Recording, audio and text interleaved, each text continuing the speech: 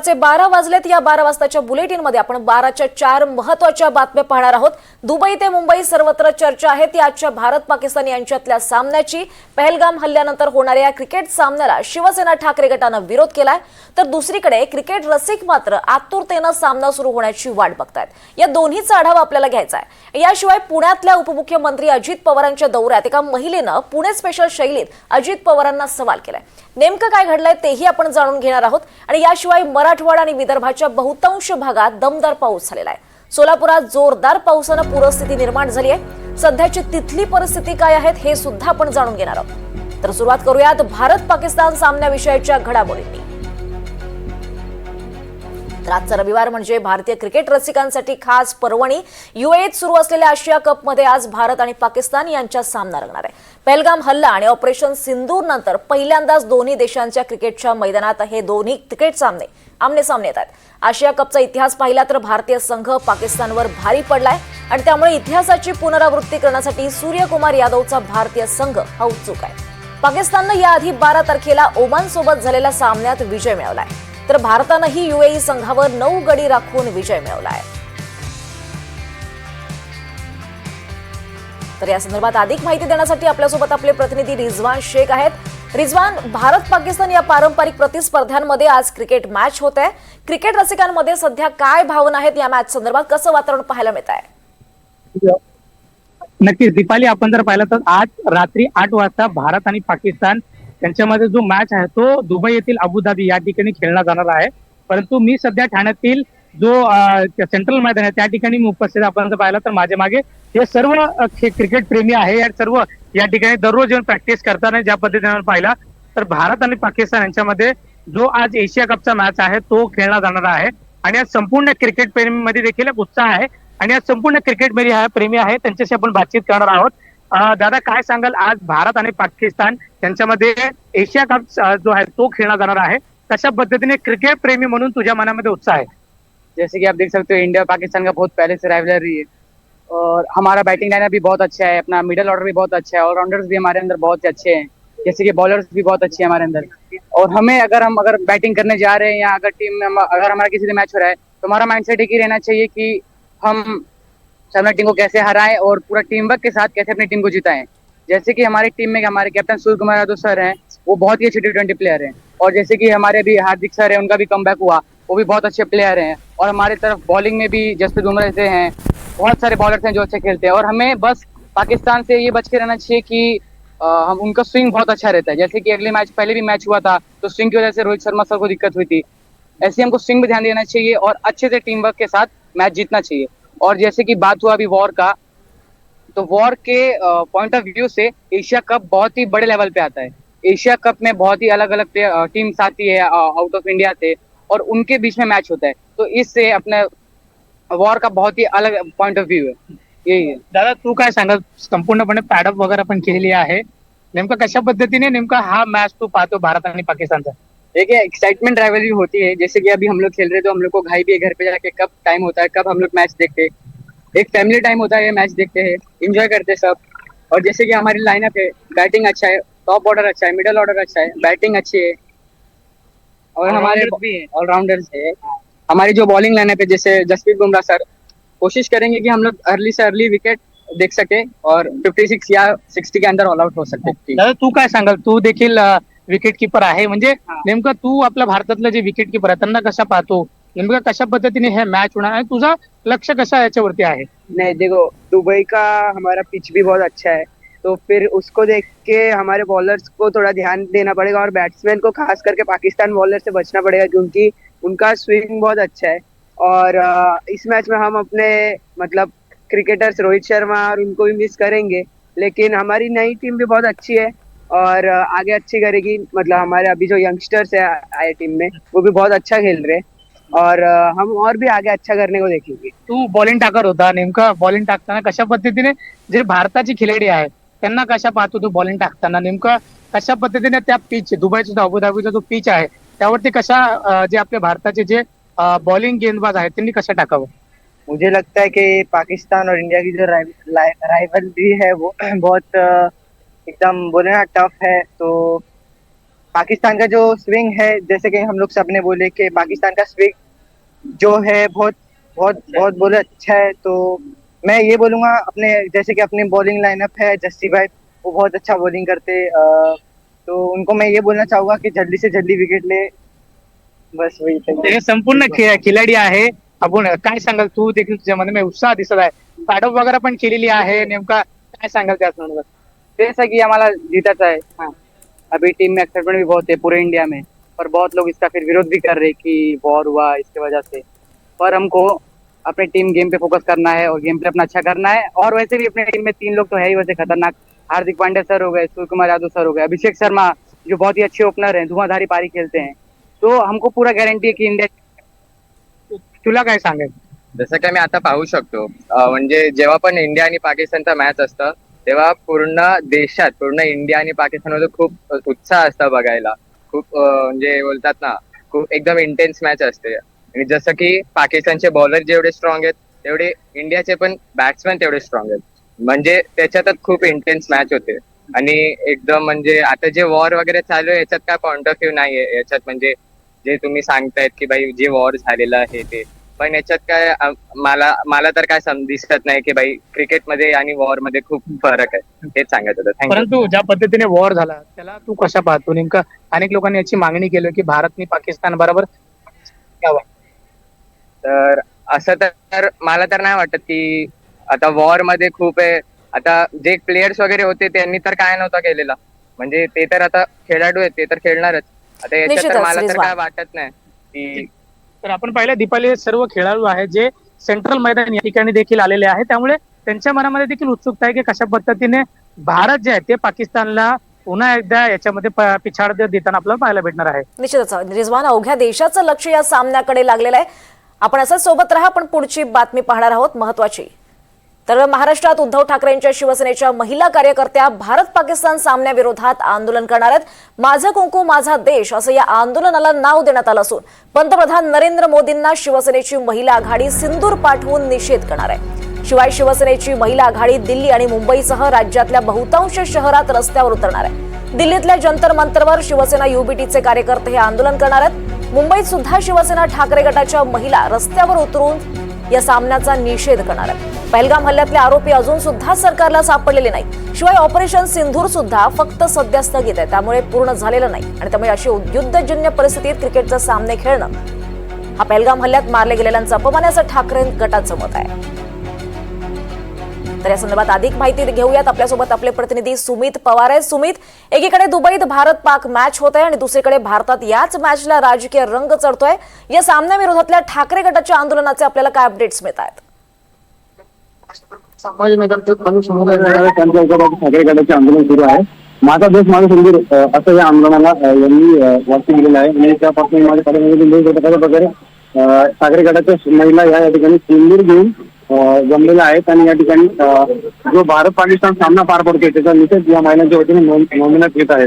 तसेच महिला आघाडीच्या वतीने या ठिकाणी बॉक्स देखील ठेवण्यात आलेला आहे. त्या बॉक्समध्ये महिला या सिंदूर आणि हळद या ठिकाणी टाकत आहात आणि आपली सिंदूरचे आपण राज्य सरकारला किंवा केंद्र सरकारला करून देत आहेत. आणि हा डबा या महिला पंतप्रधान नरेंद्र मोदी आणि अमित शहा यांना पाठवणार असल्याचे देखील या महिलांच्या वतीने सांगितलं आहे. पण त्यांच्या प्रतिक्रिया जाणून घेणार. ताई, काय सांगा तुम्ही या ठिकाणी आपले सिंदूर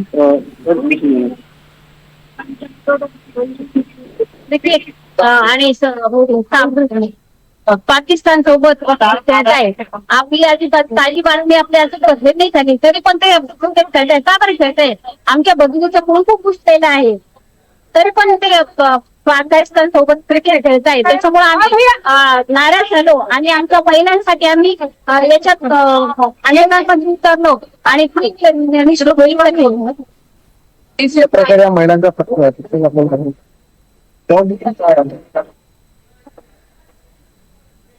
या ठिकाणी सिंदूरच्या महिला टाकत आहात. आपण त्यांच्याकडनं काही जाणून घेऊयात की नेमका डबा तुम्ही काय करणार आहे. हा डबा तुम्ही कशासाठी करताय?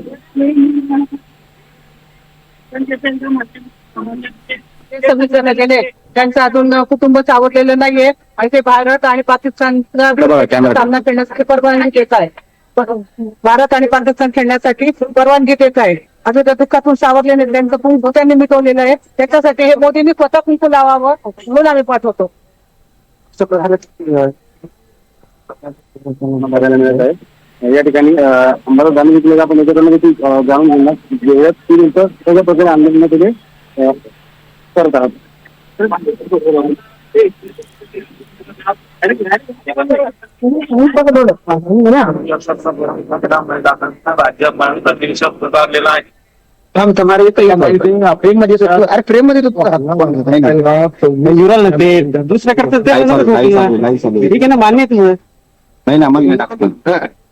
बळबळती जखम भरून काढण्यासाठी सरकारने ऑपरेशन सिंदूर पाकिस्तान विरुद्ध केलं. पाकिस्तानने जो तुम्ही युद्ध पुकारता, पाकिस्तानने हे केलं हे मान्य करता, मग ते पाकिस्तानला क्रिकेट कसं मान्य करा? क्रिकेटमध्ये एखाद्या पाकिस्तानला बाहेर पडू द्या, एखादा कप जिंकू द्या, परंतु देशाचा स्वाभिमान गहाण ठेवता कामा नये. भारत सरकारने अशा क्रिकेटला परवानगी द्यायला नव्हती पाहिजे, पण म्हणून हे आंदोलन आम्ही पुकारलेलं आहे. दादा याच्या मागचा उद्देश काय असं सरकारचं? कारण की देशभक्ती का भाजपची तसंच म्हणता ना याला. एकीकडे भाजपने सिंदूर यात्रा काढली, सगळ्या गोष्टी केल्या, मग आता हे भारत पाकिस्तान मॅच कसं होतं? क्रिकेट कंट्रोल बोर्डाचे अध्यक्ष जयेश शहा आहे. या क्रिकेट कंट्रोल बोर्डाला थांबवायला पाहिजे होतं आपण. भारत सरकारने अशा पद्धतीने या क्रिकेटला मान्यता देणं हे देशविरोधी आहे, जबाबदारीनं बोलतोय. Okay okay okay.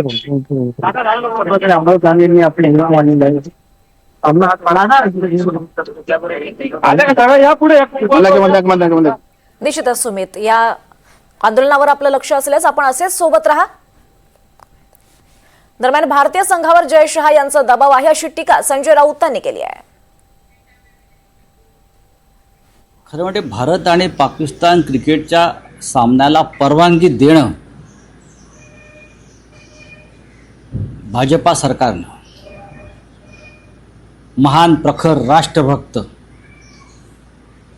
Narendra Modi आणि अमित शहाने ही त्यांच्या राष्ट्रभक्तीची दिवाळखोरी आहे. पेहलगावचा हल्ला, त्या हल्ल्यात ठार झालेले 26 आमची निरपराध लोक, त्यांच्या बायकांच्या कपाळावरचा पुसला गेलेला सिंदूर, ह्यावर नरेंद्र मोदींनी जो छाती पिटण्याचा कार्यक्रम केला होता राजकीय, त्याचं काय झालं? भारतीय जनता पक्षाचं राष्ट्रवाद आणि देशभक्ती हे ढोंग आहे. दरम्यान पहलगाम हल्ल्यात ज्या शुभम द्विवेदींनी प्राण गमावले त्यांच्या पत्नी ऐशान्या द्विवेदी यांनी पाकवर बहिष्कार घातला पाहिजे अशी संतप्त प्रतिक्रिया दिली आहे. वापस से खड़ा होगा. पाकिस्तान के उन जो ठिकाने हम ऑपरेशन सिंदूर के समय तोड़े गए थे वो वापस बनेंगे. सबसे बड़ा तस्वीर ये होगी और ये सबसे बड़ा तमाचा होगा उन 26 फैमिली को जो पाकिस्तान देगा कि लो तुमने ऑपरेशन सिंदूर किया था, लो फिर से तुम्हारे लोग आके मैच खेले, हम वापस पावरफुल बन गए, हम वापस टेररिज्म खड़ा करेंगे और कल को फिर दूसरा पहलगाम करेंगे. ये होगा बदलाव. बदलाव ये थोड़ी हो सकता है, ये तो हमारे लोगों के अंदर है ही नहीं ना कि हम ये बदलाव लें कि हम पाकिस्तान को बॉयकआउट कर दें, पाकिस्तान के साथ मैच ना खेलें. ये अगर कर रहे होते तो आज बीसीसीआई अग्री नहीं करती इंडिया पाकिस्तान के मैच के लिए. आज दुबई में बैठ के जो इंडिया पाकिस्तान का मैच शुरू होने वाला है, आज होने वाला है, वो नहीं हो रहा होता. बदलाव अगर लाना था ना तो बदलाव ये लाना था कि हम पाकिस्तान के साथ मैच नहीं खेलेंगे, हम एशिया वर्ल्ड कप में नहीं जुड़ेंगे अगर हमें पाकिस्तान के अगेंस्ट खेलना पड़ा तो. यानंतर तिसरी महत्त्वाची बातमी पाहणार आहोत. राज्याचे उपमुख्यमंत्री अजित पवारांनी आज पुण्यात केशवनगर त्याचबरोबर मुंढवा परिसराची पाहणी केली आहे आणि यावेळी स्थानिक नागरिकांनी आपलं गाऱ्हाणं अजित पवारांकडे मांडलंय. मात्र एका पुणेकर महिलेनं अजित पवारांना चांगलंच सुनावलंय. त्या महिलेनं अजित पवारांना थेट गोव्याचे माजी मुख्यमंत्री मनोहर पर्रीकरांचं उदाहरण दिलंय. पर्रीकरांसारखेच तुम्ही फिरा असा सल्ला सुद्धा या महिलेनं दिलाय.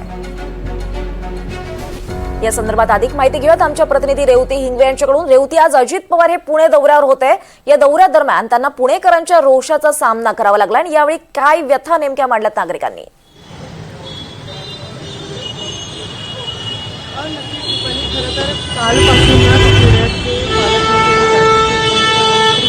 अजित पवार हे पुणे दौऱ्यावरती आहेत. काल जनसुनावणी झाली, त्याच प्रभागात झाली आणि त्यानंतर आज सकाळी 6 वाजल्यापासून ते मुंडवा केशवनगर या परिसराची पाहणी, जे त्याच प्रभागात येतं तिकडे पाहणी करण्यासाठी गेलेले होते. तिकडे एक ब्रिज आहे, एक पूल आहे, ज्याचं काम अनेक दिवसांपासून खरं तर रखडलेलं आहे. आणि तिकडचे जे नागरिक आहेत, गोदरेज इन्फिनिटी नावाची जी सोसायटी आहे, त्या सोसायटी मधले जे लोक आहेत ते तिथे आलेले होते.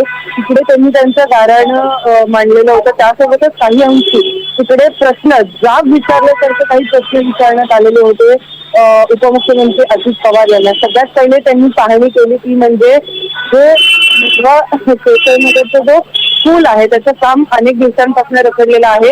तर तिकडे नागरिकांनी सगळ्यात पहिले प्रश्न विचारला. माध्यमांशी त्यांनी संवाद साधताना असं सांगितलं त्या नागरिकांनी की हा पूल नेमका पूर्ण होणार आहे की नाही, कारण जर तिकडची परिस्थिती बघितली तर पूर्ण चिखल आणि खडी असं झालेलं आहे. तर तेव्हा तिकडे नागरिक जेव्हा त्यांना उपमुख्यमंत्री अजित पवार यांच्याशी संवाद साधण्याची संधी मिळाली तेव्हा त्यांनी अनेक प्रश्न तिथे उपस्थित केले होते. सगळ्यात पहिले या पुलाचा होता. दुसरा म्हणजे सगळ्यात महत्वाचा की पाणी पुरवठा. तिकडे पाणी पुरवठा नीट व्यवस्थित होत नव्हता. त्यामुळे जरी तिकडे पुणे महानगरपालिकेचे आयुक्त नवल किशोर राम तिथे होते तरी देखील संबंधित विभागाला म्हणजे पाणी पुरवठा विभागाच्या प्रमुखांना नंदकिशोर जगताप यांना संपर्क साधण्यात आला होता आणि तिकडे त्यांना बोलवण्यात देखील आलेलं होतं. ते म्हणलं होतं तुमचं आवरून झालं असेल तर या. हा दुसरी समस्या ही होती. तिसरी समस्या त्यांनी अशी मांडली तिकडे की जी मद्य विक्री होते त्या मद्य विक्रीवरती आळा घातला पाहिजे, कारण तिकडे पूर्ण तो रेसिडेन्शियल एरिया आहे, तिकडे सगळे रहिवासी आहेत, तिकडे फॅमिलीज सगळे राहतात. त्यामुळे त्यांचं असं होतं की जे रस्त्यावरती मद्य विक्री करतात, अवैध विक्री करतात किंवा मद्यप्राशन करतात त्याच्यावरती आळा बसला पाहिजे, कारण हे एका परिसरासाठी चांगलं नाही. अजित पवार पुणेकरांचे प्रश्न नेमकं कशा पद्धतीनं सोडवतात हे पाहणं महत्वाचं ठरणार आहे. रेवते, आपण असेच सोबत राहा. यानंतर पुढची महत्वाची बातमी आपण पाहणार आहोत. दरम्यान अजित पवार आणि या महिलेमध्ये नेमका काय संवाद झाला आपण पाहूयात. मी सदाशिवपेठमध्ये काम करते. मेन प्रॉब्लेम सर ट्रॅफिक आहे. तुम्ही याच्या आधी आम्ही सगळं ऐकलेलं आहे. आता तुम्ही विचार यांनी निवेदन पण दिलेलं आहे. याच्यात वेगवेगळ्या एजन्सी आल्या, पीएमसी आली आहे, पीएमआरडी आली आहे. अर्थात नागरिकांना काही घेणं देणं नाही पीएमसी आणि पीएमआरडी, त्यांना त्यांच्या सुविधा पाहिजे त्या मताशी आम्ही 100% सहमत आहोत आणि त्याच संदर्भामध्ये आमचं काम चाललेलं आहे. आम्हाला उशीर झाला त्याबद्दल आम्ही दिलगिरी व्यक्त करतो, परंतु आता आम्ही पुन्हा त्याच्यामध्ये अधिक कशी गती देता येईल आणि ह्या कामाला टॉप प्रायोरिटी कशी देता येईल. आम्हाला सगळ्यांना खूप होप्स आहेत, त्याबद्दल काही शंका नाहीये. पण सर पर्रीकर सर जसे दिवसा कधी फिरायचे तसं तुम्ही कोणीतरी इथेच राहतात, तुम्ही कधीतरी ट्रॅफिकचा टाइम जेव्हा असतं ना तेव्हा कुणीतरी यायला पाहिजे. असं नाही की माहिती नाही असं होऊ शकत नाही. अँब्युलन्स मनोहर पर्रीकर गोव्याचे जे होते मिनिस्टर ते जसे फिरायचे तसं तुम्ही अननोन कधीतरी टाइम न सांगता व्हिजिट करत चला. That is the best solution. अशी गरज नाहीये की तुम्ही प्रश्न विचारणार आम्ही सांगणार नाही सर, असं आम्हाला म्हणायचं नाहीये. फक्त आम्ही इतकं इरिटेट झालेलं आहे की ते राहायचं की नाही हा प्रश्न पडला. सोलापुरात पावसाचा हाहाकार झाला आणि पावसामुळे अनेक हेक्टरवरच्या शेती ही पाण्याखाली गेली. पावसामुळे जनजीवन हे विस्कळीत झालंय. तर सोलापुरात मुसळधार असा पाऊस झालेला आहे. आपण पाहू शकतो शेती ही पाण्याखाली गेली. अनेक हेक्टरवरील शेती ही पाण्याखाली गेली आणि या पावसामुळे नागरिकांचं जनजीवन हे विस्कळीत झाल्याचं पाहायला मिळत आहे. सोलापुरात काही दिवसांपासूनच पावसानं जोर धरलाय. मुसळधार असा पाऊस कोसळतोय. अधिक माहिती घेऊयात आमचे प्रतिनिधी सौरभ वाघमारे यांच्याकडून. सौरभ, सोलापुरात सध्या काय परिस्थिती निर्माण झाली आहे पावसामुळे? पावसाचा विचार करायचा झाला तर मागील काही दिवसापासून आहे तो सोलापुरात मुसळधार पाऊस बरसतोय आणि याच पावसामुळे सोलापुरातील ओढे असतील, नदी असेल, नाले असेल, इथली जी परिस्थिती ती अगदी भयाव झालेली आहे. कारण तुडुंब भरून वाहत आहेत. काल रात्रीचीच घटना आहे की 11 ते 11:30च्या दरम्यान छत्रपती संभाजी महाराज चौकाच्या शेजारच्या पुन्हा नाका या परिसरातील जो नाला आहे तो तुडुंब भरून वाहत होता. त्या ठिकाणी कोणत्याही प्रकारचे बॅरिगेड्स नव्हते. अशातच एक रिक्षा चालक जो आहे त्याची रिक्षा त्या रस्त्यावरतून घेऊन जात असताना त्याची रिक्षा देखील वाहून गेली आणि रिक्षा चालक देखील वाहून गेला. रिक्षा चालकाचा जो आहे तो तपास जो आहे तो चालू आहे. आणि शहरात देखील अशीच विदारक परिस्थिती आहे की शहरात मध्यंतरीच्या झालेल्या पावसामुळे, मागील 2 ते 3 दिवसाच्या झालेल्या पावसामुळे जे आहे ते शहरातील जे नगरी वस्ती भागात राहणारे लोक आहेत, जे स्लम एरियात राहणारे लोक आहेत, त्या लोकांची दयनीय अवस्था झालेली आहे. कारण त्यांच्या घरात अक्षरशः पाणी झालेलं आहे. एकंदरीत नदी वाहते की काय अशी घरची परिस्थिती झाली. कारण संपूर्ण घरातून पाण्याचा जो लोंढा आहे तो वाहत जात होता. त्यांचं अन्नधान्य असेल, त्यांचं जे अन्य साहित्य असेल ते देखील वाहत गेलेलं आहे. आणि अशीच परिस्थिती ग्रामीण भागात देखील झालेली आहे. सोलापुरातील अक्कलकोट तालुक्यात देखील प्रचंड पाऊस झाल्यामुळे बोरी नदीला देखील पूरजन्य परिस्थिती निर्माण झालेली होती. तिथे देखील प्रचंड शेतकऱ्यांना अडचणीला सामोरं जावं लागत होते. रस्त्याची जी आहे ती परिस्थिती पण सोलापूर शहरातील जिल्ह्यातील अनेक पावसामुळे जे आहे त्या रस्त्याची परिस्थिती देखील विदारक झालेली दिसते. दीपक, निश्चितच धन्यवाद सौरभ या सगळ्या सविस्तर माहितीसाठी.